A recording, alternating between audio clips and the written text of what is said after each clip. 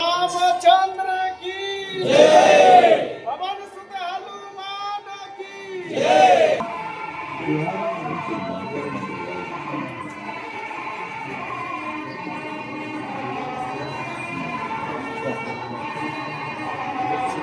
हरि ओम मावं जैनबंधौली राजा दानिंद्रो महाबला तीन सूतम रक्षिमाचल माचला काल हरि कष्ट हरि दुख निष्ठ देवेभ्यो नमः मनोवांछता फल प्राप्ति रक्षा शुद्ध दातु देवं प्रतिहृताय श्री देवांतरता देवाय नमः दातु देवं प्रतिहृताय श्री देवी नमः।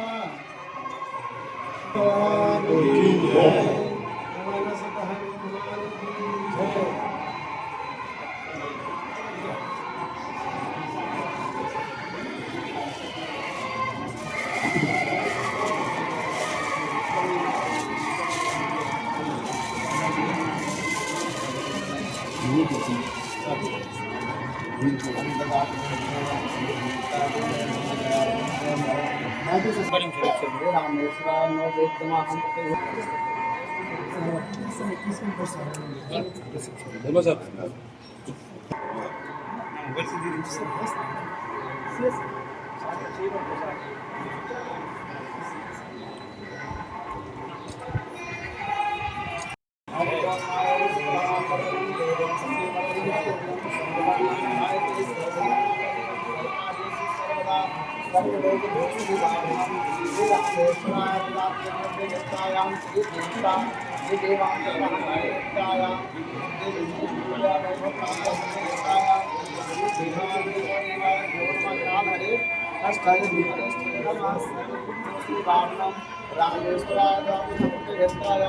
श्री देवतादि देवांतरताभ्यो नमः सर्वभागवतोऽस्मिवार्णं श्री देवांतरता देवांतरभ्यो नमः ददातु ध्यान प्रतिहर्षायां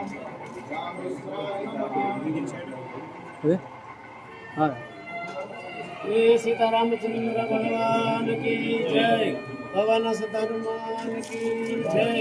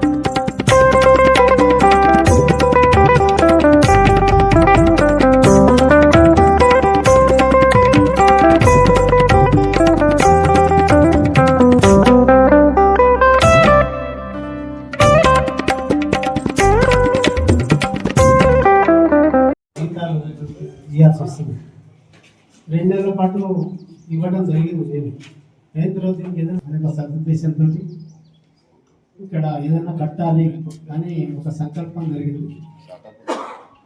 ముందు మేము నగదు ఇక్కడ పనిచేసేటప్పుడు ముందు మనం ఏదైనా చేసి తర్వాత వేరే వాళ్ళని అడిగితే బాగుంటుంది.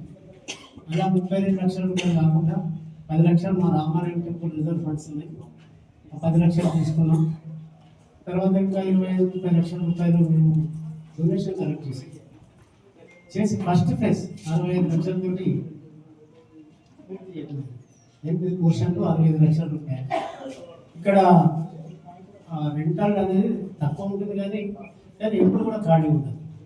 కొంతమంది అనుమానించారు దీంట్లో రెంట్ వస్తారా రాదా అనేది. మేము ప్రారంభం చేసిన మరుసటి రోజే రెంట్కి 8 పోర్షన్స్ నిండిపోయినారు. ఇప్పుడు దాదాపుగా 2.5 సంవత్సరాలు దాటింది. అయినా ఇప్పుడు కూడా ఖాళీ అనేది లేదు. 4,000 రూపాయలు మాత్రమే ఉండే కానీ మా మెయింటెనెన్స్కి 32,000 రూపాయలు వచ్చేది. అయిన తర్వాత ఇంకా దీన్ని మెల్లగా ఇంకోటి ఏంటంటే స్లాబ్ వేయాలి. స్లాబ్ వేయాలంటే 3 లక్షల రూపాయలు మన శ్రావణ కార్యక్రమం పొదుపుగా చేయడం వల్ల 3 లక్షల రూపాయలు మిగిలితే ఆ 3 లక్షలు కాకుండా ఒక 10 లక్షల రూపాయలు మా టెంపుల్ తరఫున వేసి దీన్ని స్లాబ్ చేయాలి అని చెప్పి 3-4 లక్షల రూపాయలు అటు ఇటు అప్పు చేసి 5,600 ఎస్ఎఫ్టీ మొత్తం దీన్ని పూర్తి చేసుకోవడం జరిగింది. చేసిన తర్వాత మనం ఒక్కొక్క పోర్షన్ మన సెక్టర్ బట్టి 2 పోర్షన్స్ వేసుకుంటూ పోవచ్చని సదుద్దేశంతో ఈ 2 పోర్షన్స్ లాస్ట్ ఇయర్ స్టార్ట్ చేసాము. 4-5 నెలలు పూర్తి చేయడం జరిగింది. అలా మాకు ఏంటంటే సార్ని కట్ చేస్తున్నా కానీ శర్మ గారు నన్ను మంత్రి అయితే కానీ నన్ను పిలవకండి అన్నారు. ప్రారంభించే మందిర్లే కాకుండా మనమందరం మంచి చదువు చదవాలి, మన పిల్లలు ఎడ్యుకేటెడ్ కావాలి అన్న ఉద్దేశంతో అక్కడ ఏదైతే ఏమంటారు మోడల్ స్కూల్కు గత ప్రభుత్వం నిర్లక్ష్యం చేసిన తర్వాత కనీస సౌకర్యాలు ఏంటి అవన్నీ గమనించి మేమందరం కంట్రిబ్యూషన్ వేసుకొని ఒక సిమెంట్ ఫ్యాక్టరీ 2 లోడు సిమెంట్ తెప్పిస్తే అది కాకుండా మేమందరం డబ్బులు ఇచ్చి వారు కూడా ఇట్లనే పైన అన్ని కట్టించాము. ఎకానమీషన్ జరుపుకోకుండా అంటే గత ప్రభుత్వాలకు పెద్దల కాలంగా చేశారు కానీ ఇంటర్మీడియట్ ఉంటే ఇంటర్మీడియట్ చేశారు కానీ అకామిడేషన్ చేయలేదు. అకామిడేషన్ చేయకుండా చదువు రోజునే పడుకున్నారు. అందరు ఎవరు మహిళా పిల్లలు, ఆడపిల్లలు, మంచి మెరిట్ పిల్లలు, వాళ్ళ బాధలు చూడక మేము అన్ని చేయించాం. వారు మేము స్వామిగా పెట్టాం. కాబట్టి ఇప్పుడు కూడా మరి మనము ప్రార్థన చేస్తాం, అటువంటి మందిరం బాగుండాలి, ఆ భగవంతుడికి పూజని ఉద్దేశంతో మరింత మంచి కాంప్లెక్స్ పెట్టి ఇక్కడ చిన్న వాళ్లకు ఉండటానికి సౌకర్యం కల్పించినట్టయితే ప్లస్ ప్రార్థన మందిరంకు కిరాయి ఇచ్చినట్టయితే ఈ 2 ఆలోచించి చేసినందుకు మీరందరూ సెక్రటరీ గారి మేమందరం వారిని అభినందించాలి. ఇంకా తప్పనిసరిగా ఉన్నారు. తప్పనిసరిగా ఓ 10-20 రోజులు నేను కూడా 10 లక్షలు ఇస్తాను.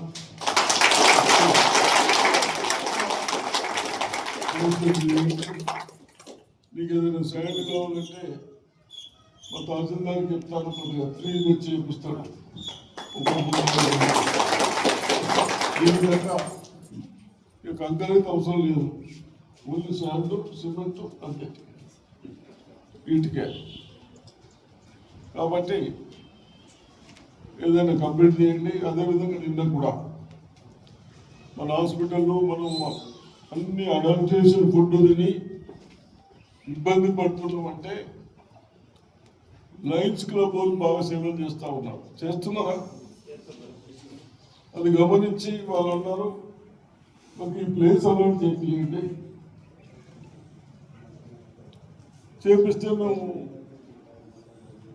400 బదులు 100 చేస్తాం, ల్యాబులు పెడతాం, అన్నింటి ల్యాబ్ టెస్టులు చేపిస్తాం, ఒక 8-10 మంది నర్సులు పెడతాం. ఇవన్నీ అన్న తర్వాత మన బిల్డింగ్ గవర్నమెంట్ బిల్డింగ్ మనం కిరాయికి ఇస్తాం, నామినల్ రెంట్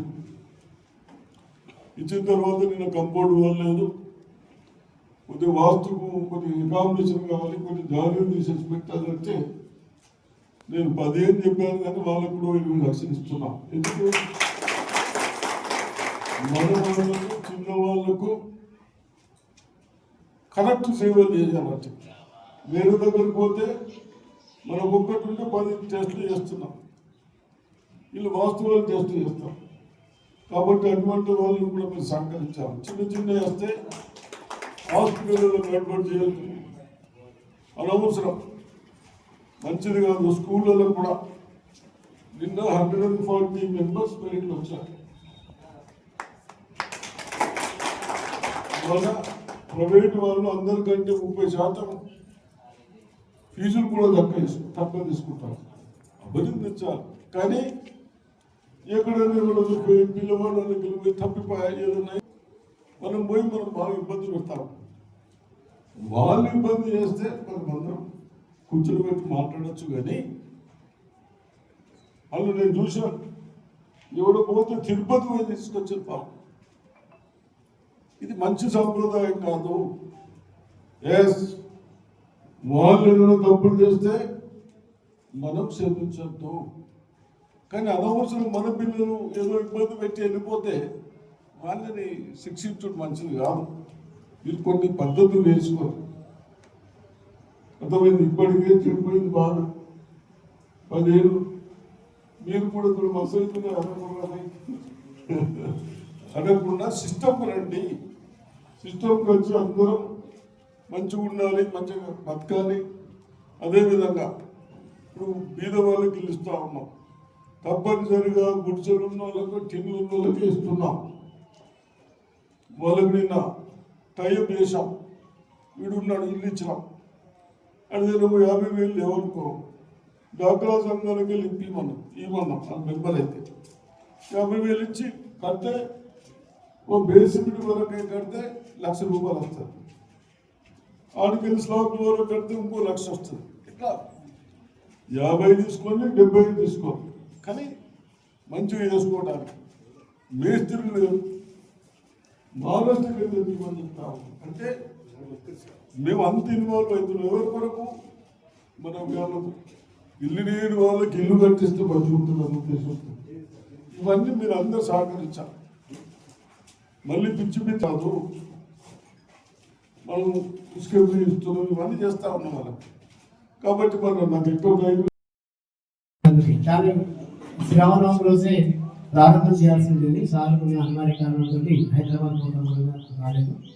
అయినప్పుడు సార్ కోసం మేము వెయిట్ చేయాలని చెప్పి ఈ 2 నెలల నుంచి మేము స్టార్ట్ చేయకుండా సార్ కోసమే వెయిట్ చేస్తాం. 3 రోజుల నుంచి సార్ని ఫోన్ చేస్తున్నాను, సార్ లేమంటారు. అయినప్పటికీ సార్ అంగీకరించారు, చాలా సంతోషం. ఇదేంటంటే ప్రతి ఒక్క రూపాయి చాలా జాగ్రత్తగా ఖర్చు పెడతాం. అన్ని దేవాలయాల్లో రామాలయం అనేది కొంచెం పేద దేవాలయం అయినప్పటికీ కూడా ఈరోజు మాకు రామాలయం ద్వారా ఈ 2 పోర్షన్స్ అద్దెకిస్తే 40,000 వస్తాయి ప్రతి నెల. అది కాకుండా మాకు కళ్యాణ మండపం మీద కొన్ని సౌకర్యాలు ఏర్పరచుకున్నాం.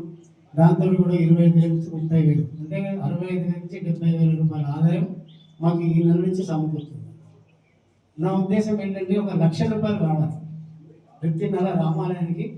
మంచి మెయింటెనెన్స్, మంచి పూజారులు, మెయింటెనెన్స్ కావాలి, స్టాఫ్ కావాలంటే 1,00,000 రూపాయల ఆదాయం అయితే తప్ప మాకు ఇబ్బందిగా ఉంటుంది అనమాట. కాబట్టి అదొక లోపల అదొక కాంక్ష ఉంది. మరి కాంక్షని సార్ ఏదైనా చేస్తారని, ఇప్పుడు కష్ట పరిస్థితులు ఉండొచ్చేమో నాకైతే తెలియదు. కానీ ఎంత కష్ట పరిస్థితి సార్లో ఒక తప్పని ఉంటుంది. ఎట్లా గమనించాలంటే రెసిడెన్షియల్ స్కూల్లో మేము ఒక 4500 ఎస్ఎఫ్టీ మా టెంపుల్ తరఫున కడుతున్నప్పుడు సారు రెసిడెన్షియల్ స్కూల్కి వచ్చారు 2-3 సార్లు సార్ని ఇన్వైట్ చేయడం సార్ ఇవ్వడం జరిగింది. అయితే పోచారం శ్రీనివాసరెడ్డి గారిని అడిగారు నా ముందే, శ్రీనివాసరెడ్డి గారు ఇక్కడ ఇంత పెద్ద కార్యక్రమం జరుగుతుంది కదా, రెసిడెన్షియల్ స్కూల్స్ కదా, మనం అభివృద్ధి చేయాలి కదా, మీ ఫండ్స్ కొంచెం ఎదురు చేస్తే బాగుంటుంది అని. ఎందుకంటే ఆల్రెడీ ఆ కాన్స్టిట్యూషన్కి 500-600 కోట్ల రూపాయలు ప్రతి ఇయర్ ఫ్లో ఉంది. 500-600 కోట్ల 1000 కోట్ల మొత్తానికి ఫ్లో ఉంది. అది ఇవ్వాలంటే ఈజీగా ఇవ్వచ్చు. కానీ సుదర్శన్ రెడ్డి గారు సరే ఇట్లా ఉంది పరిస్థితి అని ఆయన చెప్పారు. చెప్పిన తర్వాత ఉన్నంతలో సార్ ప్రయత్నం చేశారు. నాకు అది బాగా సార్లో ఉన్న ఇదేంటంటే ఇప్పుడు రాగానే నాకు టాయిలెట్స్ కావాలి, కట్టాం. 4500 ఎస్ఎఫ్టీ మేము కట్టడమే కాకుండా అభయ ఫౌండేషన్ వాళ్ళు ఏం చేశారు, శర్మ గారు మీరు నిలబడి కడితే నేను ఇది ఇస్తాను మీకు ఎంత ఖర్చు 1000 రూపీస్ ఎస్ఎఫ్టీకి మొత్తం కన్స్ట్రక్షన్, మంచి టైల్స్ నైట్లో కూడా వేసుకోనమాట, మంచి టైల్స్, పెద్ద టీవీ వాళ్ళకి కొనియడం జరిగింది అనమాట. అట్లా ఇది అభయ ఫౌండేషన్ వాళ్ళు ఏం చేశారంటే 2200 ఎస్ఎఫ్టీ మీరు జాగ్రత్తగా కట్టండి అంటే అది సైన్స్ ల్యాబ్ అని అది జాగ్రత్తగా కట్టి ఇవ్వడం జరిగింది.